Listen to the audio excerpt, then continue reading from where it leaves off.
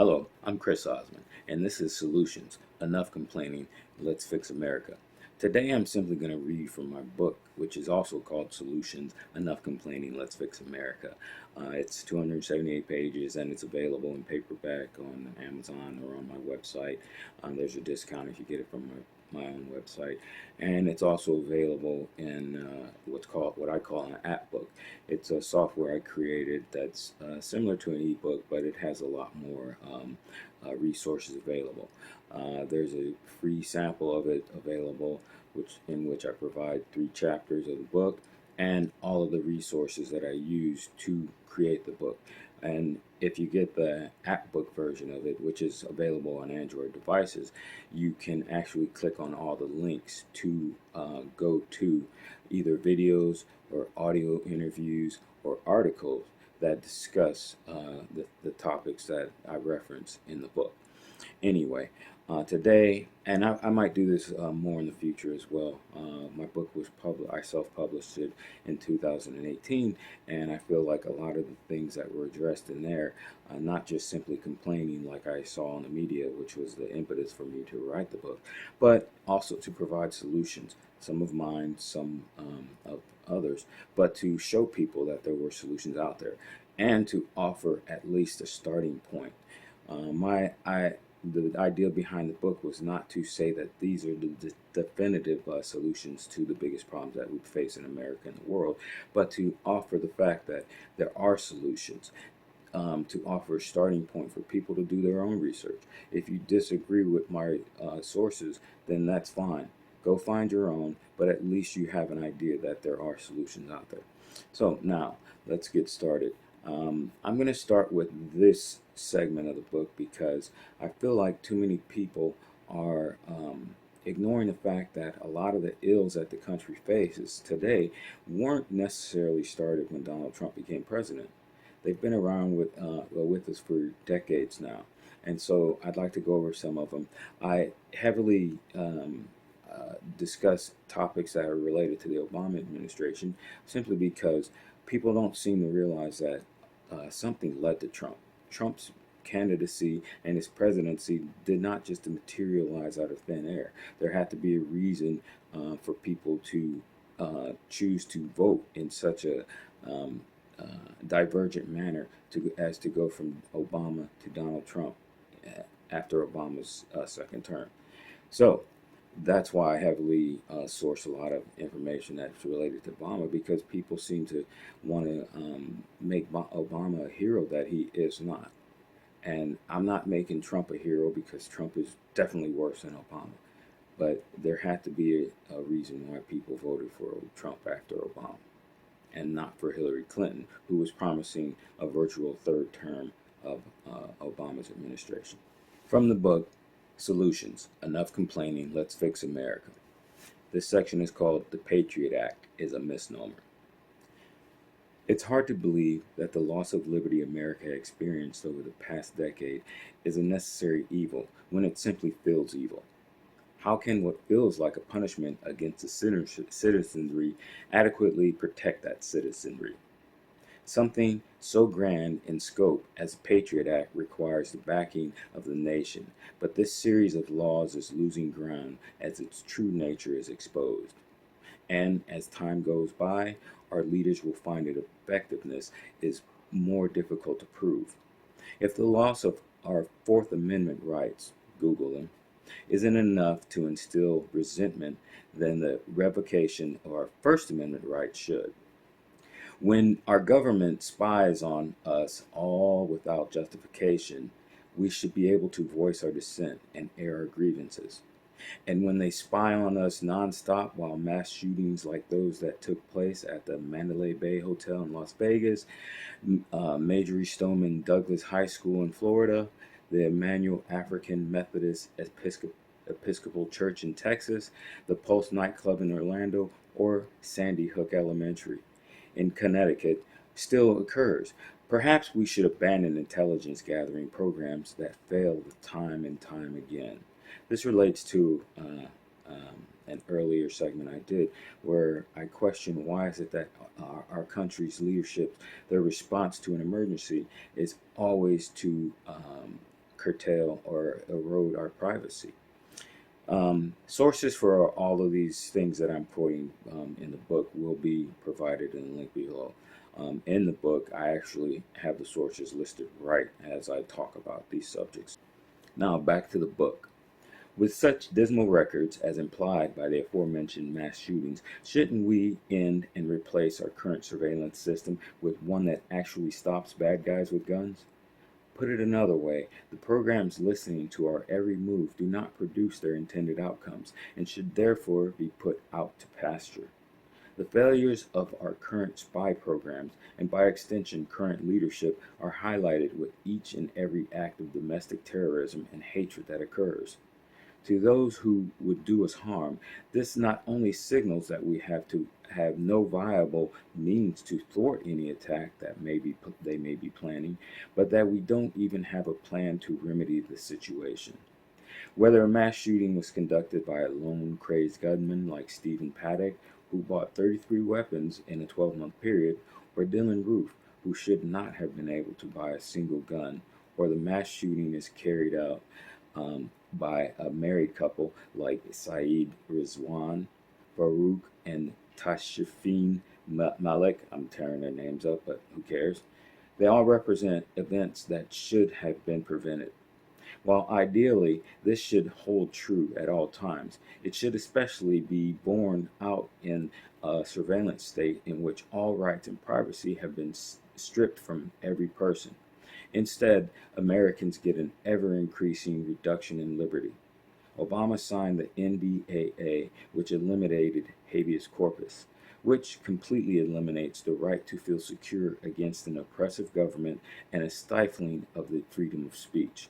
Those sources will be listed below.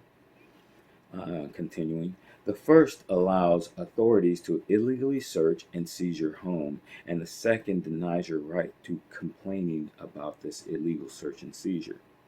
All of this happening while mass shootings occur increase in scope and frequency. As the most uncouth, unintelligible president ever, Donald Trump would tweet, sad.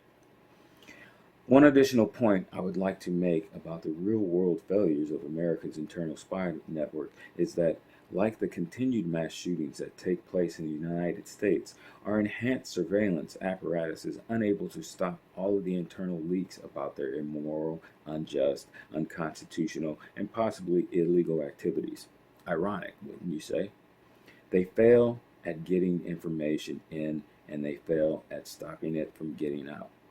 Now let's look at the math. Let's see. In 2014, it cost 6.5 cents per hour to spy on every American. Sources will be listed below. Now, for ease, let's eliminate the number of people under the age of 18 years old. That would be approximately 75 million kids, which leaves approximately 249 million adults and young adults upon which to spy. At 6.5 cents per hour, that would be over $16 million per hour. While I would agree that the following is a stupid assumption, let's assume that they are only spying on us 1 hour out of the day. That would mean that our government, the same government that we pay for with our taxes, was spending $16 million every day to watch what we're doing in 2014, which would add up to around $6 billion per year for a grand total of approximately $17 billion to date. That's as of the publishing of this book, which was 2018. No, that can't be. Let's see. There are around 328 million people in America now. Around 74 to 75 million are below the age of 18. So I removed them from the number of people being spied on to get 249 million adults being spied on at the cost of 6.5 cents per hour. Now, if our government only spies on each one of these 249 million people 1 hour per day, that would cost $185,000, $16 million per day. With 365 days in the year, that $16 million adds up to $5.8 billion, just shy of $6 billion. And if this cost has gone on for 3 years, 2014 to 2017, that would mean we spent $17 billion to spy on ourselves. And mind you, this is only this is if we only spy on one another for a single hour out of every day. So, what was the result of this self-scrutiny or involuntary introspection? As I imagine some security agencies might describe it, mass shootings after mass shootings after mass shooting. Oh my God. Maybe we should spend 10 cents per hour to spy on one another, or maybe a whole dollar. Maybe we should spy on each other every second of every day and preemptively strike our neighbors to mitigate any possible future threats. Or maybe we don't waste that money on a surveillance system that is obviously doing little more than alienating us all. Maybe we spend that money to improve the lives of those people who feel betrayed by the home of the free, land of the brave. I don't know about the rest of you, but I would rather spend my tax dollars on feeding the hungry, housing the poor, educating the youth, ensuring that the sick are taken care of, or making movies that contain no superheroes. How free can we be when someone is watching our every move? How brave is a nation that must monitor every action of every person at every moment? Now, the proceeding only addresses the loss of privacy that the Patriot Act has brought to the American people. There are more issues that the Patriot Act causes than solves, but I leave that up to the reader to research. My goal here is simply to point out that we may be paying for the virtual prison that our supposed leaders built around us. Stop paying for your own incarceration. Here's a quote: Donald Trump is not the illness, he is the symptom. Donald Trump was and is terrible, but he did not start the war in Afghanistan. He did not start the war in Iraq. Donald Trump also did not attack the 5 other countries that America attacked under President Obama, which included Yemen, Libya, Syria, Somalia, and Pakistan. Well, he did attack Syria a little bit, Trump, but he did not do these things nor the following.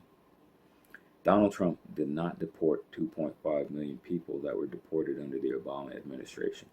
That was Obama. Donald Trump did not ignore the grievances of Occupy Wall Street protesters while police brutalized them with pepper spray, clubs, rubber bullets, and more during the Obama administration. That was Obama. Donald Trump did not ignore the plight of the water protectors in North Dakota while police brutalized them with pepper spray, clubs, rubber bullets, water cannons, and sub-zero weather, torture, and more during the Obama administration. That was Obama.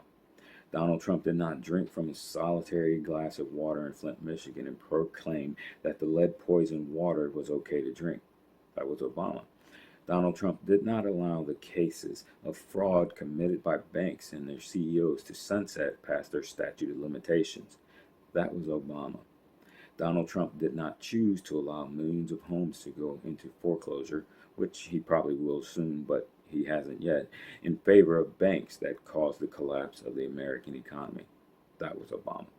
Donald Trump did not oversee the post-economic recovery after the Great Recession, in which 95% of all income went to only 1% of the population. That was Obama. And Donald Trump is overseeing that of even greater redistribution of wealth from the poor and the middle class to the wealthy now, but Obama piloted the program. Back to the book. Donald Trump did not pass crime legislation that has led to the incarceration of more black people than there were slaves in 1850. That was a bunch of leaders from Clinton to local leaders in various states and cities. Donald Trump did not sign the Gramm-Leach-Bliley Act, which repealed Glass-Steagall, a law that separated commercial and investment banks and stabilized the American economy for 50 years after the Great Depression. That was Bill Clinton. Donald Trump did not drop so many cluster bombs in 2016 that America ran out of cluster bombs in 2016. That was Obama.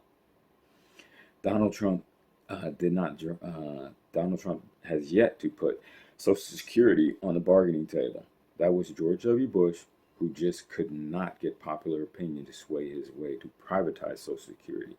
It was Bill Clinton, and it was President Obama who offered Social Security up as a part of his grand bargain, only to have the Republicans say no. Donald Trump did not cause the Democratic Party to lose over 1,000 elected seats around the country during Obama's administration. That was Obama and the lack of Democratic policies that would actually help the masses. You can't just offer people nothing and expect them to vote for you. Donald Trump did not open the Arctic up to drilling twice. That was Obama. Donald Trump didn't fire the air traffic controllers, which led to the downward spiral of unions. That was Ronald Reagan. I discussed unions and how we should decentralize them and programs or unions that are decentralized and how much more effective those type of programs would be in a previous segment. Now back to the book. Don't misunderstand me. I in no way support Donald Trump. The guy reeks of criminality, but it was a failing and failed system of leadership that led to his election to the highest office in the United States of America. Instilling, promoting, and implementing a lesser of two evils strategy could never have led to something good, but we swallowed the bitter pill year after year until we got Donald Trump. And yes, I know that my examples focus heavily on the Obama administration, but there is a reason for that. When comparing Trump to Obama, many people point out how evil Donald Trump is and how civil President Obama was, while failing to recognize the evil in Obama's deeds and policies. President Obama caused a lot of harm in the lives of Americans and people from other countries. He killed a lot of people, which tends to happen when you drop more than 26 bombs in 1 year. Obama chose to side with banks over homeowners during the housing bubble collapse, allowing millions of homes to go into foreclosure. In hindsight, Obama was able to get a lot of things done that Republicans could never have gotten done. And remember, Obama appeared to be aware of the dangers of climate change, but as Secretary of State, Hillary Clinton went around the world promoting fracking. And possibly one of the worst ideas Obama stood behind was the Trans-Pacific Partnership, the TPP, all the way up until the end of his last term. The TPP was a trade agreement that actually would have posed a threat to American sovereignty. A link will be provided below. Back to the book. So, if Donald Trump did not do all of the terrible things listed above, how can he be considered the root of the problem America faces? No, he is not the illness. He is the result or symptom of what ails America. He is one of two evils, and while I did not look at Obama as the lesser of two evils when I voted for him the first time, I was disappointed by his failure to get more done when the Democrats controlled the presidency and both branches of Congress. I did, however, look at Obama unfavorably when I voted for him the second time, but held out hope that his inability to run for a third term would embolden him to push for policies that would help the middle class of America. In hindsight, it was Obama's second term that finally turned me away from the Democratic Party. It was during his final 4 years in office that I understood him to be yet another choice in the succession of lesser of two evils. Obama was an inept, incompetent, and immoral. You pick, as has been Democratic and Republican leaders for decades. There's more by the book if you want to find out. As I said, I'm just offering possible solutions in the book. Some mine, some from others. But it's up to you to actually educate yourself and determine what possible solutions would work best for you, would work best for the country, and get behind those ideas. Don't trust our leadership to do that, because right now they're going into another round of stimulus where they're saying that this round is going to help the people. I mean, $1,200 checks, that was a very temporary fix, because I imagine that in most of the cities and most of the big cities, $1,200 would just pay your rent or your mortgage, but not much else. So don't trust our leadership. Do your own research, find out what is out there, and find out what's available to make your life better. Thank you. Join me again. Well, I'll probably just keep reading from my book. Um, and like I said, links to the book and to the Android version of it, which is only 99 cents on the Google Play Store, I will provide below, as well as links to other books I've written. I have a children's novel called Far Beyond, and that's also available in the A-book format. Anyway, thanks again. Have a good day. Bye.